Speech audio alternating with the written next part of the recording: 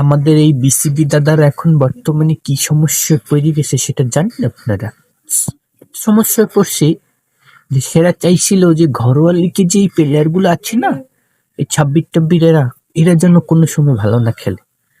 তাহলে কি সমস্যা হবে, তাদের যে কোঠার যে প্লেয়ার আছে না, যেরকম জাকির আলী কোচের কোঠা, নুরুল হাসান দর্শকের কোঠা, আরো আনুষঙ্গিক কোঠার কিছু প্লেয়ার আছে, এরা তাহলে চান্স পাবে না। কিন্তু এখন তো বেকায়দায় পড়ে গেছে যে ছাব্বির পারফরমেন্স করতেছে, তারা চাইছিল পারভেজ ইমনকেও বাদ দিয়ে দেবে।